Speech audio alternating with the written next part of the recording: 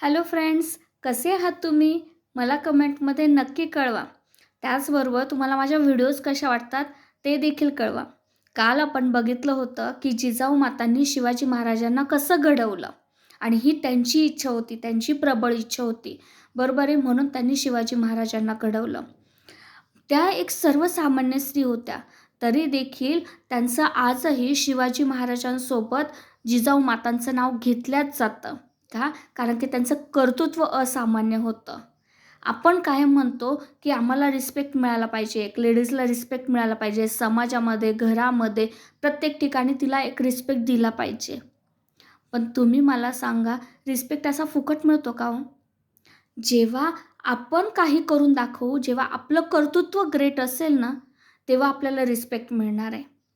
मग ते कर्तृत्व कसं करून दाखवायचं? मी तुम्हाला म्हणत नाही का तुम्ही किरण बेदी, इंदिरा गांधी, द्रौपदी मुर्मूसारख्या एवढ्या मोठ्या-मोठ्या स्त्री बनून दाखवा. अजिबात नाही. बनायचं असेल तर नक्कीच बनू शकता. तसे तुम्ही प्रयत्नही करू शकतात. पण कमीत कमी आपला परिवार, आपली फॅमिली, नातेवाईक, आजूबाजूची लोकं, आपली फ्रेंड सर्कल, आपले शेजारी ह्या सगळ्या लोकांनी कमीत कमी आपल्याला रिस्पेक्ट दिला पाहिजे, असं तुमचं काहीतरी कर्तृत्व करून दाखवा. असे विचार बनवा तुमचे, अशी वागणूक बनवा तुमची. आणि ते रिस्पेक्ट मिळवण्यासाठी मला सध्या तरी या 5 गोष्टी लक्षात आल्या आहेत. या 5 गोष्टींमुळे जर आपण आपल्या जीवनात काही चेंज केला ना, तर आपल्याला 100% रिस्पेक्ट मिळणार म्हणजे मिळणारच. कोणत्या तर त्या 5 गोष्टी? चला तर मग वळूया आपण त्या 5 गोष्टींकडे, ज्या एका स्त्रीला, एका हाऊसवाईफला रिस्पेक्ट मिळवून देऊ शकतात. त्यातली सगळ्यात पहिली गोष्ट आहे, की मुलांना संस्कार द्या. हो, आपली मुलं, मी यापूर्वी सांगितलं होतं, आपली मुलं आपली संपत्ती आहे. बरोबर आहे? आणि जेव्हा आपण आपल्या मुलांना चांगले संस्कार देऊ, चांगले घडवू, तेव्हा नक्कीच आपला रिस्पेक्ट निघेल. कसा? कारण की जेव्हा आपली मुलं 4 लोकांमध्ये जाऊन चांगली वागतात ना, तेव्हा तीच लोकं म्हणतात, की ह्या मुलीच्या आई-वडिलांनी त्याला खूप चांगले संस्कार दिले आहेत. आणि सगळ्यात पहिलं नाव तर आईचंच येत असतं. ह्या मुलाच्या आईने याला चांगलं शिकवलं आहे. जेव्हा एक मुलगी लग्न करून सासरी जाते आणि ती काहीतरी चांगलं काम करते ना, तेव्हा ती लोकं नक्कीच असं म्हणतात, की ह्या मुलीच्या आईने हिला चांगलं शिकवलं आहे. मग जर आपल्याला रिस्पेक्ट हवा असेल ना, तर आपल्या मुलांना चांगलं बनवा. आपल्या मुलांना संस्कारी बनवा. आणि मी यापूर्वी पण एका व्हिडिओमध्ये सांगितलं आहे, जर आपल्या मुलांना संस्कारी बनायचं असेल, तर आधी आपल्याकडे संस्कार असणं गरजेचं आहे. मग आपण संस्कारी बना, परिणामी आपली मुलंही संस्कारी बनतील आणि परिणामी आपलाच रिस्पेक्ट वाढेल. दुसरी गोष्ट, आपला संसार सुशोभित करा. मग संसार सुशोभित करा म्हणजे काय? की आपल्या घराला तर सुशोभित कराच, पण त्याचबरोबर आपल्या विचारांना, आपल्या वागणुकीला, घराच्या वातावरणाला चांगलं ठेवा. जेव्हा आपल्या घरी 4 लोकं येतात, तेव्हा ती लोकं या घरात किती साफसफाई आहे, किती स्वच्छ ठेवलं घर आहे, किती छान मेंटेन ठेवलं आहे, हे बघतात. आणि ते काय म्हणतात माहिती आहे, की घरातली बाई खूप संस्कारी आहे बरं का. तिने घर अगदी व्यवस्थित, टापटीप व्यवस्थित स्वच्छ ठेवलं आहे. आणि घरामध्ये जास्त भांडणं होऊ देऊ नका. कारण की घरामध्ये कलह हे कुठेतरी घरातल्या विनाशाचं कारण बनतं. आपल्या घराला स्वर्ग जर बनवायचं असेल, तर घरातल्या लोकांचे विचारही तसेच बनवायचा प्रयत्न करा. मग त्या परिवारामध्ये आपल्या नवऱ्याचे विचार, मुलांचे विचार, आपले स्वतःचे विचार चांगले येतात आणि घरातल्या बाई माणसापासून घर बनत असतं. मग जर आपलं घर आपण स्वच्छ, टापटीप, सुंदर ठेवलं आणि घरातले लोकांचे विचारही सुंदर ठेवले, तर नक्कीच त्या घरातल्या बाई माणसाचा रिस्पेक्ट वाढत असतो.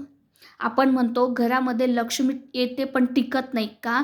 कारण की कोणत्याही घाणेरड्या ठिकाणी आपल्याला राहायला आवडतं का हो? नाही ना. मग देवाला कसं राहायला आवडेल?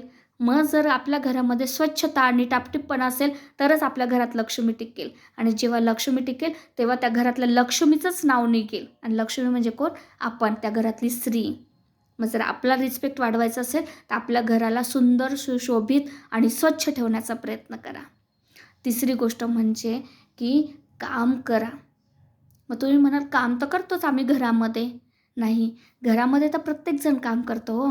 पण जेव्हा आपण आपल्या नातेवाईकांच्या एखाद्या कार्यक्रमामध्ये नातेवाईकांच्या घरी जातो, नातेवाईकांच्या कार्यक्रमामध्ये, लग्न कार्यात जातो, तेव्हा तिथे आपलं श्रमदान करा. श्रमदान म्हटलं जातं, बरोबर आहे. आपण म्हणतो फक्त पैशांचंच दानाने पुण्य मिळतं का? नाही. तर जेव्हा आपण आपलं कष्टाचं पण दान करतो ना, तेव्हा पण आपल्याला एक पुण्य मिळत असतं. जेव्हा आपण एखाद्या कार्यक्रमामध्ये त्या घरातल्या लोकांना कामाचा खूप लोड असतो आणि जर आपण जाऊन त्यांना थोडी मदत केली कामामध्ये, तर त्या लोकांचे ब्लेसिंग्स आपल्याला मिळत असतात आणि ते ब्लेसिंग्स आपल्यासाठी कामात येतात. पण त्या ब्लेसिंगसोबत 4 लोकं जेव्हा आपल्याला बघत असतात ना, की ही लेडीज तिथे काम करते आहे, तेव्हा आपला रिस्पेक्ट वाढतो. काम केल्याने माणूस झिजत नाही. काम केल्याने माणूस मरत नाही. दुसऱ्यासाठी कधीतरी थोडं तरी काम करून बघा. खूप आनंद मिळेल, खूप समाधान मिळेल. कारण मी बऱ्याच अशा बायका बघितल्या आहे, की त्या जेव्हा एकत्र फॅमिली असते किंवा खूप मोठा प्रोग्राम असतो ना, तेव्हा त्या अंग चोरून काम करतात. का? दुसऱ्यासाठी काम करायचं नाही. पण जेव्हा आपण दुसऱ्यासाठी काम करतो, तेव्हाच आपल्याला त्याचं पुण्य मिळत असतं आणि परिणामी 4 लोक आपलं नाव काढून आपल्याला रिस्पेक्टही मिळत असतो. मग जर तुम्हाला रिस्पेक्ट मिळवायचा असेल, तर तुम्हाला थोडंच तरी दुसऱ्यासाठी झिजावंच लागेल. दुसऱ्याच्या घरी जाऊन थोडं काम करावंच लागेल. कामं केल्याने भूक पडत नाही अंगाला. लक्षात राहू द्या. त्याच्यामुळे दुसऱ्याच्या घरी गेल्यानंतर काम करा. परिणामी तुम्हाला त्या लोकांचा रिस्पेक्ट मिळेल आणि ब्लेसिंगसुद्धा मिळेल. चौथी गोष्ट, जॉब करा. एक लेडीज आहे, मी लेडीज आहे, मी घरामध्येच असते, माझ्या मुलांना सांभाळायला कोणी नाही, ही फक्त कारणं झाली. किंवा मी खूप शिकलेली आहे, मग मी हे एवढं छोटंसं काम कसं करू? का करू? हा एक इगो झाला. आपल्या इगोला आणि आपल्या आळशीपणाला बाजूला ठेवा. 2 पैसे का होईना, एक साधं मजुराचं काम का आहे ना, घरी बसून जर तुम्ही बाहेर पडू शकत नसाल, तर घरी बसून काहीतरी असं शोधा, काहीतरी कामं करा. त्याच्यानेच तुम्हाला रिस्पेक्ट वाढणार आहे. आणि जर तुम्हाला लेडीजला एक रिस्पेक्ट पाहिजे असेल, कारण की कोणीही बघा नातेवाईकांमध्ये जर कोणी भेटलं किंवा आपण जर 4 लोकांमध्ये गेलो, तर कोणी काय विचारतं, तुम्ही काय करतात? बरोबर आहे. मग आपण सांगू शकतो, की येस मी हे काम करते, मी त्यातनं 2 पैसे कमवते. तुमचा रिस्पेक्ट वाढेल. जर तुम्हाला तुमचा सेल्फ रिस्पेक्ट हवा असेल, तर तुम्हाला काम करावंच लागेल, 2 पैसे कमवावेच लागतील. आणि येस मान्य आहे, तुम्ही खूप शिकलेले आहात, तुम्ही बाहेर जॉबला जाऊ शकत नाही आहे. घरी बसून करा, काहीही करा. ट्युशन्स घ्या, त्याच्यानंतर लहान मुलांना सांभाळा. म्हणजे बरेच असे पाळणा गर्ल्स वगैरे असतात. खूप सारे ऑप्शन असतात की आपण घरी राहूनसुद्धा करू शकतो. 2 पैसे कमवू शकतो. आणि बघा, ज्या शेतकरी बायका असतात, त्या शेतकरी बायका स्वतःचं घर सांभाळून शेतीमध्ये कामाला नाही जात का हो? मग आपण सिटीमधल्या, शहरामध्ये राहणाऱ्या का फक्त घरातच बसून राहायचं? आपणही 2 पैसे नवऱ्याला सोबत जोडीला द्या. खूप आनंद मिळेल. नाही तुम्ही बाहेर जाऊ शकत, घरात बसून करू शकतात, काही हरकत नाही आहे. पण 2 पैसे कमवा. जिथे बाहेर जाऊन तुम्ही ₹10 कमवणार असाल, घरात राहून ₹2 कमवा, पण कमवा. रिकामं बसू नका. तुम्हाला जर तुमचा रिस्पेक्ट वाढवायचा असेल, तर 2 पैसे कमवा. आणि शेवटचा आहे, पाहुण्यांचा आदर सत्कार करा. आपल्या घरी जे पाहुणे येतात ना, आपण कायम आपल्या भारतीय संस्कृतीमध्ये म्हटलं गेलं आहे, की "अतिथी देवो भव." मग जेव्हा अतिथी आपल्या घरातून खुश होऊन जातील, तेव्हाच ते आपल्याला ब्लेसिंग देऊन जातील ना, आणि तेव्हाच ते त्या घरातल्या बाई माणसाचं नाव काढतील ना. जर आपल्या घरी 4 पाहुणे आले आणि आपण तोंड वाकडं केलं आणि आपण तोंड वाकडं करूनच त्यांचा पाहुणचार केला, ती लोकं गेल्यानंतर तुमचं नाव काढेल का हो? नाही काढणार ना.